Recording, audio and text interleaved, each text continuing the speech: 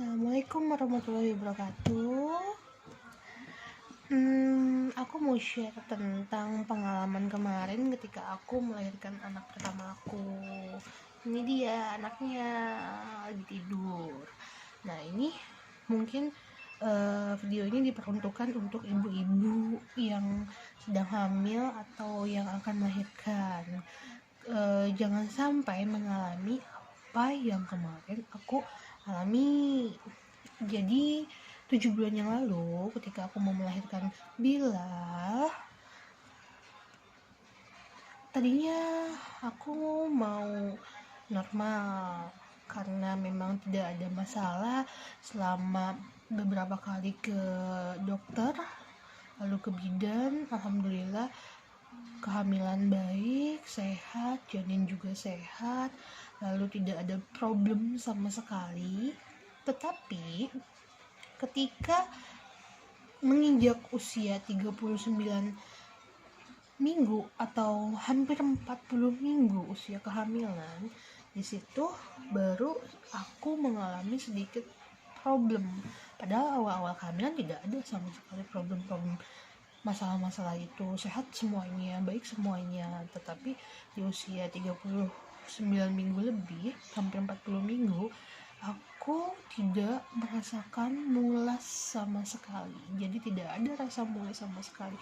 Awal rencana lahir normal, fix normal, tapi ternyata berhubung tidak ada rasa mulas dan aku sedikit worry karena takut kenapa-kenapa, di sisi lain juga aku merasa seperti maaf ya, mungkin bisa disebut rembes, tapi tidak begitu banyak, hanya aku merasa basah, tapi itu dalam bentuk yang wajar. Ketika itu sore hari aku periksa ke bidan karena mungkin yang lebih dekat terlebih dahulu. Jadi aku ke bidan. Ketika aku ke bidan menyuruh aku untuk tunggu seminggu. Kalau misalkan masih rembes atau masih tidak ada mules, mungkin harus lanjut ke rumah sakit atau ke dokter kandungan. Tetapi feeling aku ngerasa ini ada sesuatu. Dan besok harinya pagi-pagi aku memutuskan untuk pergi ke dokter kandungan. Ternyata setelah dicek di dokter kandungan, air ketuban sudah sedikit. Di situ aku sangat-sangat shock karena mendengar itu air ketuban sudah sedikit lagi. Lalu dokter menyarankan untuk segera dikeluarkan, janinnya segera dikeluarkan dengan mungkin tindakan sesar katanya.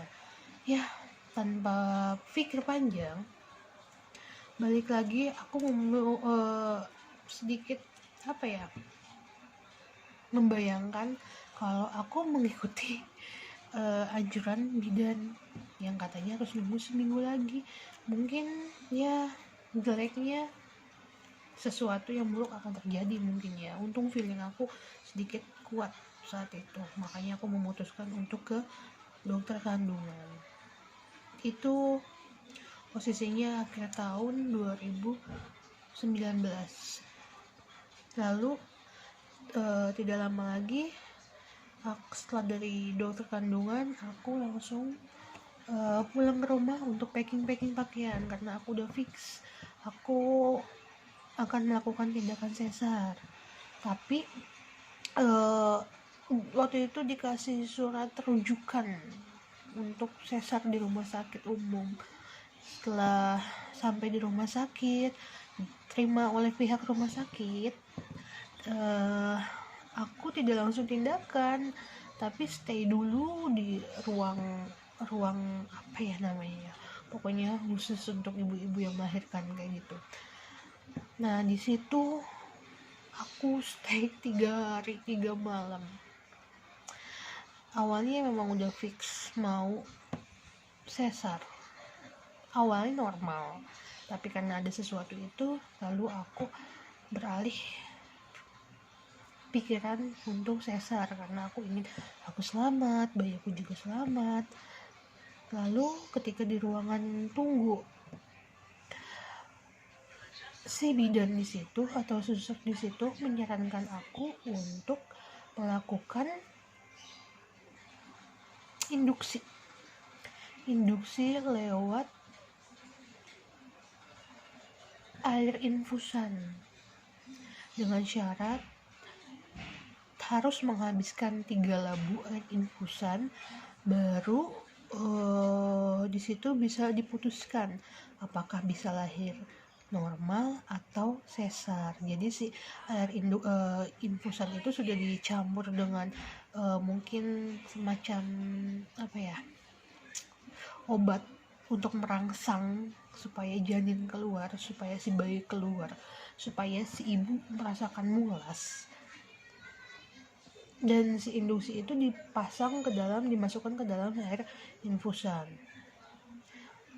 Aku sebagai orang awam yang tidak tahu apa-apa, aku menuruti kata-kata si perawat atau si bidan itu untuk diinduksi. Kata si perawat bilang ke suami aku bilang, katanya coba diinduksi aja, siapa tahu bisa lahiran normal. Ya namanya juga orang awam, ya udah aku ikut-ikut aja untuk diinduksi. Tapi ternyata setelah 1 labu habis, aku tidak juga merasakan dorongan dari si bayi aku. Lalu 1,5 labu habis, mulai terasa mulas. Mungkin itu yang dirasakan wanita-wanita yang lahir normal, mulas yang memang sangat mulas. Dan ketika dicek sama perawat di situ, ternyata pembukaan 1.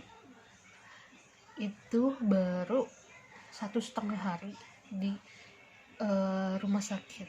Lalu ganti labu kedua sampai dengan labu ke-3, ternyata pembukaan hanya mentok di pembukaan 4, dan dari 4 turun lagi ke 3. Jadi setelah diinduksi itu si pembukaan gak naik-naik, cuman sampai 4, sedangkan si labu yang induksi itu sudah habis. Akhirnya posisi itu hari kedua diputuskan untuk dibalon.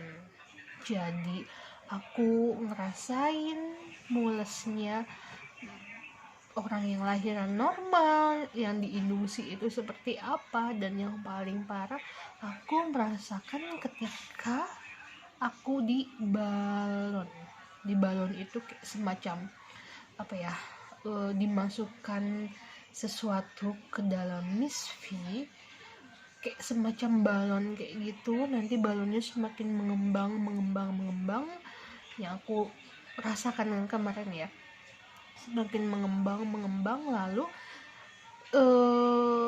itu tuh membuka jalan si bayi untuk keluar, jadi membuka rahim supaya besar dan si bayi keluar.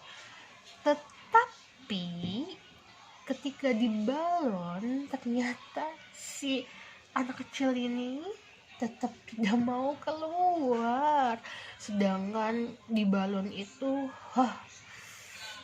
luar biasa sakitnya.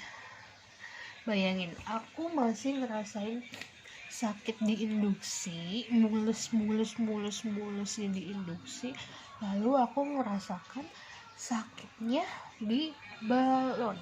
Jadi itu pure double.